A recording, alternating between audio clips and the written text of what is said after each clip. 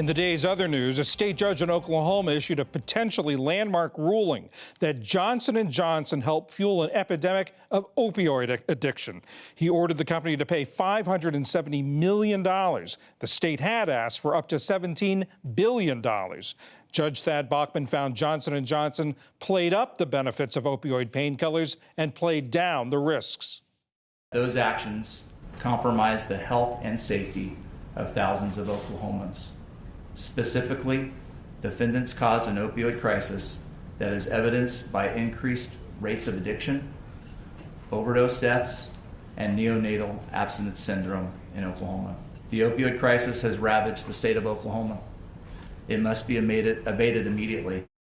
Johnson & Johnson immediately announced plans to appeal. Some 2,000 other state and local lawsuits are pending against opioid makers nationwide. We'll look at all of this after the news summary. 19 states sued today to block any rollback of limits on detaining migrant children. The 1997 Flores Agreement generally limits that period to 20 days. Last week, the administration announced new rules to hold entire families for longer. California Attorney General Xavier Becerra announced the legal challenge in Sacramento. The Trump administration made the changes called for in this rule without regard to the well-being of these children and without regard to the rule of law. Every time we go to court, for the most part, we win. We're proving that this administration is trying to do things the wrong way by breaking the rules. California also asked a federal judge today to block the administration's public charge rule. That would deny green cards to legal immigrants who draw public benefits such as Medicaid and food stamps. Fallen movie producer Harvey Weinstein has pleaded not guilty to revised charges of sexually assaulting 2 women. He was back in a New York courtroom today to face the new indictment. It would allow a 3rd woman to testify that Weinstein raped her in 1993. The judge has now delayed the trial to early next year. Officials in Hong Kong warned today that violent protests are pushing the Chinese territory to the brink of great danger. New violence erupted over the weekend as protesters threw bricks and smashed toll booths. Riot police fired back with a water cannon and tear gas. These attacks are intentional and planned and organized.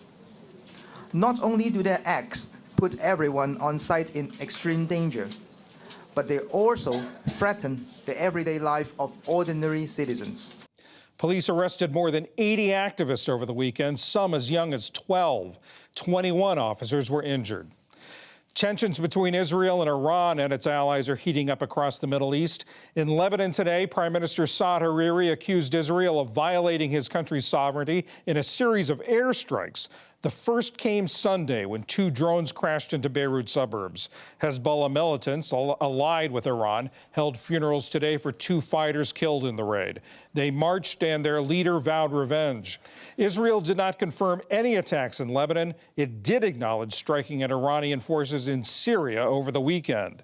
And claims of Israeli air raids in Iraq are prompting calls for U.S. troops to withdraw immediately.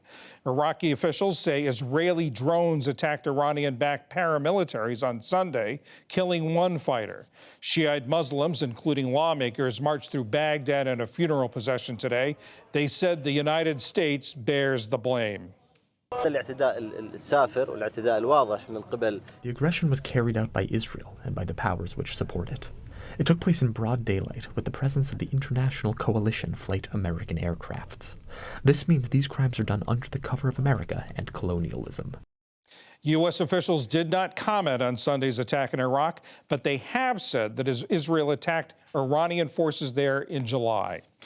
Tropical storm Dorian moved into the eastern Caribbean tonight, bearing down on Barbados and its neighbors. The islands braced for the storm's arrival early Tuesday. From there, its projected path takes it toward Puerto Rico. Even a weak hurricane could be a problem for Puerto Rico, which is still recovering from the devastation of Hurricane Maria 2 years ago. Back in this country, Republican Congressman Sean Duffy of Wisconsin announced he's resigning his seat next month. The 4-term lawmaker said he needs to spend more time with his family. His wife is expecting in October, and tests show the child has a heart condition. Duffy becomes the 14th House Republican not seeking re-election in 2020. He represents a strongly Republican district. And on Wall Street, stocks rallied after President Trump suggested China wants to talk seriously about a trade deal. The Dow Jones Industrial Average gained nearly 270 points to close at 25,893.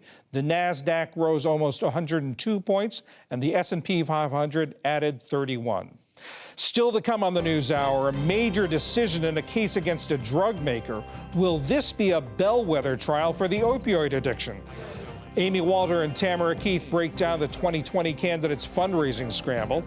A new book highlights the difficult realities for female journalists in the Middle East, and much more.